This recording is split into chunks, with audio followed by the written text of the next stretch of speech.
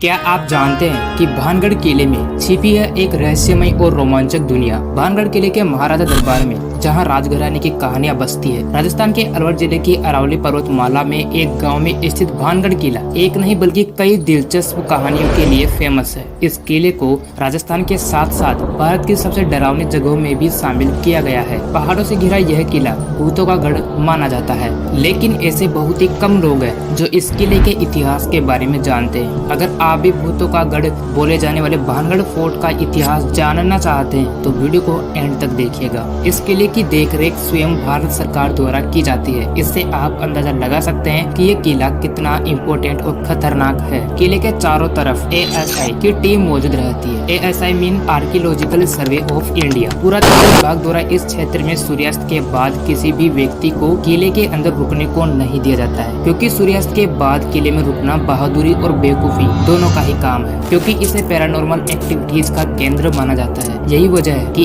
ASI ने रात को यहाँ जाने को बैन किया है। यहाँ तक कि ये भी कहा जाता है कि इस किले में सूर्यास्त के बाद जो भी गया है वो फिर कभी भी वापस नहीं आया है। ये तक कहा गया है कि यहाँ आने वालों को कई बार रूहों द्वारा परेशान किया गया है और कुछ लोगों को अपनी जान तक से हाथ धोना पड़ा है। और ये किला काकनवाड़ी पठार पर स्थित है, जिसे मान सिंह प्रथम ने अपने छोटे भाई माधो सिंह प्रथम के लिए बनवाया था। और इस किले का नाम भान सिंह के नाम पर है, जो कि माधो सिंह के दादाजी थे। राजस्थान में स्थित भानगढ़ किला पूरे भारत में ही नहीं बल्कि पूरे एशिया में सबसे डरावनी जगहों में से एक माना जाता है। और इसके आसपास रहने वाले लोगों से या फिर घूमने के लिए गए लोगों की माने तो उनका कहना है कि यहाँ पर आने के बाद डर और बेचैनी का अनुभव होता है। हालांकि यह बेहद ही डरावनी जगह है, लेकिन किले में प्राकृतिक झरने, जलप्रपात, उद्यान, हवेलियां और बरगद के पेड़ इस किले की गरिमा को और भी अधिक बढ़ाते हैं। साथ ही भगवान सोमेश्वर, गोपीनाथ, मंगला देवी और केशव राय के मंदिर धर्म की दृष्टि से भी इसे बहुत ही महत्वपूर्ण बनाते हैं। यूँ तो भानगढ़ किला भूतिया होने के कारण कई सारी कहानियों की वजह से भी फेमस है। उन्हीं कहानियों में से एक कहानी ये भी है भानगढ़ के ध्वस्त होने के बारे में। राजकुमारी रत्नावती और तांत्रिक सिंधु सेवड़ा की कहानी बहुत ही फेमस है। इस कहानी के अनुसार राजकुमारी रत्नावती बहुत ही रूपवान और खूबसूरत थी। राजकुमार रत्नावती के रूप की चर्चा भानगढ़ सहित आसपास के सभी रियासतों में थी। कई राजकुमार रत्नावती के रूप पर मोहित हो चुके थे। भानगढ़ में तांत्रिक सिंधु सेवड़ा भी रहते थे। तांत्रिक सिंधु सेवड़ा भी राजकुमार रत्नावती के रूप पर मोहित हो चुके थे। सिंधु सेवड़ा किसी भी तरह से राजकुमार रत्नावती को हासिल करना चाहता था। एक दिन राजकुमार रत्नावती की दासी राजकुमारी के श्रृंगार के लिए बाजार में केवड़े इत्र को लेने गई। तब तांत्रिक सिंधु सेवड़ा ने अपने काले जादू और तांत्रिक शक्तियों के प्रभाव से इत्र पर वशीकरण मंत्र का प्रयोग कर राजकुमार रत्नावती के यहाँ भिजवा दिया। सिंधु सेवड़ा की इस योजना से सिंधु सेवड़ा को ये विश्वास था कि जैसे राजकुमार रत्नावती इसके वशीकरण मंत्र से युक्त इस इत्र का उपयोग करेगी, उसके बाद वशीकरण के प्रभाव से राजकुमार रत्नावती उसके पास आ जाएगी और राजकुमार रत्नावती उसकी हो जाएगी। लेकिन बताया जाता है कि राजकुमार रत्नावती को ये पता चल जाता है कि ये इत्र की शीशी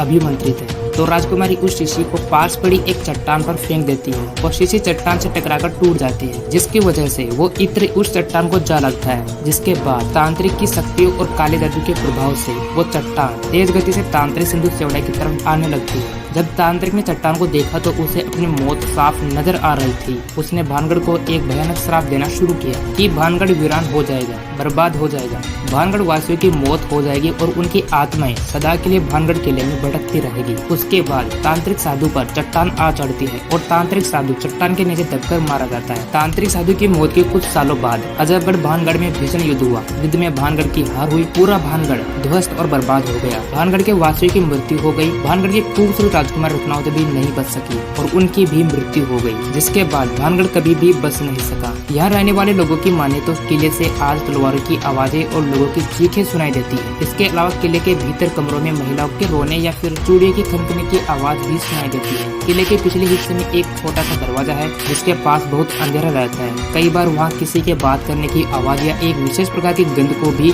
लोगों ने महसूस किया है। साथ ही उनका कहना है कि किले से संगीत की आवाजें भी आती है और कभी कभी कभी उन्हें परछाइयाँ भी दिखाई देती है। एक और दूसरी कहानी ये निकल कर आती है बाबा बालकनाथ को लेकर, वो भी काफी ज्यादा मशहूर है। कहा जाता है कि यह किला बाबा बालकनाथ के श्राप से ग्रसित है। भगवान दास ने जब किला बनवाना शुरू किया तो उस किले के पास में रहने वाले बाबा बालकनाथ भगवान दास के पास पहुँच गए और एक शर्त रखी और बोले कि आप ये किला ज्यादा ऊंचा न बनवाए, किले की परछाई मेरी झोपड़ी पर नहीं पड़नी चाहिए और अगर पड़ी तो उसी वक्त तुम्हारा राजपाट खत्म हो जाएगा। भगवान दास उनकी यह बात मान गए। किला बनवाया गया और उसकी छाया बालकनाथ की झोपड़ी पर नहीं पड़ी। जब भगवान दास की मृत्यु हो गई तो उनके बेटे अजब सिंह ने इस किले का निर्माण फिर से कराया और इसको इतना ऊंचा बनवाया कि इसकी परछाई बालकनाथ की झोपड़ी पर पड़ने लगी। इसके बाद बालकनाथ का श्राप इस किले पर लग गया और यह किला बर्बाद होकर भूतिया बन गया। यह किला यूं ही भूतिया नहीं माना जाता है। एक बार कुछ छात्र अपने दोस्त के साथ इस किले में घुसे लेकिन दोबारा वापस लौट के नहीं आए। स्थानीय लोग दृढ़ता से विश्वास करते हैं कि इस किले में भूतों का अस्तित्व है। उन लोगों का मानना है कि इस किले में बने मंदिर गाँव वालों की रक्षा करते हैं। भानगढ़ आते ही आपको हनुमान जी, मंगला देवी, कृष्ण, केशव, सोमेश्वर मंदिर सहित कई सारे मंदिर देखने को मिल जाते हैं।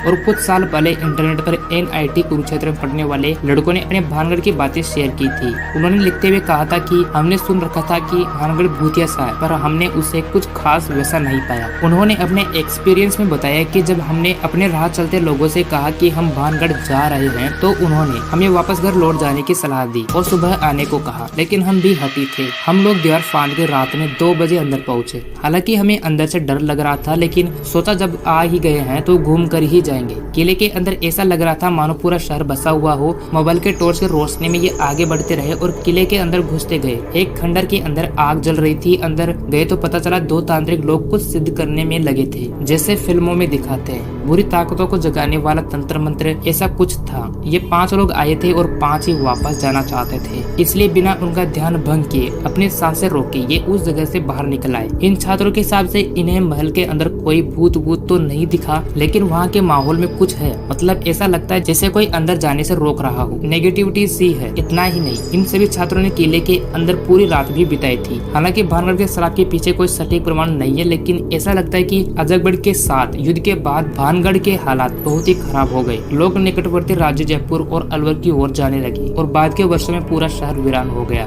18वीं सदी में पड़ा भीषण काल भानगढ़ की दुर्दशा का एक और कारण हो सकता है। किला परिसर बहुत सारी वनस्पति से घिरा हुआ है। यह क्षेत्र कई जंगली जानवरों, सांपों और अन्य खतरनाक प्रजातियों का घर है। अब जान लेते हैं कि जब हम स्टार्टिंग में किले में प्रवेश करते हैं तो हमें क्या देखने को मिलता है। पहले प्रवेश द्वार से कुछ मीटर चलने के बाद जोहरी बाजार के खंडर है। ये खंडर चित्तौड़गढ़ और फतेहपुर सीकरी के किले के पुराने बाजारों के समान खंडरों से भी अधिक शानदार दिखते हैं। इन खंडरों के बाद दूसरा प्रवेश द्वार है। बड़े बरगद के पेड़ों से ढके गलियारों से गुजरने के बाद सड़क के दोनों ओर 2 मंदिरों वाला एक विशाल खुला क्षेत्र है। बाई ओर का मंदिर थोड़ा दूर एक गंदे तालाब से बंद है और भगवान शिव को समर्पित है। सड़क के दाहिनी ओर स्थित गोपीनाथ मंदिर में कोई मूर्ति नहीं है, लेकिन फिर भी कई लोग वहाँ पूजा करते हैं। दोनों मंदिर वास्तव में किले के परिसर के अन्य इमारतों के विपरीत अच्छी स्थिति में है। किले के परिसर में और भी कई मंदिर फैले हुए हैं। कई मंदिर पूरी तरह से छोड़े हुए हैं। अन्य मंदिरों में मंगला देवी मंदिर, केशव राय मंदिर, हनुमान मंदिर, सोमेश्वर मंदिर, गणेश मंदिर आदि शामिल है। और आज के इस वीडियो में इतना ही। मिलते किसी नेक्स्ट वीडियो में।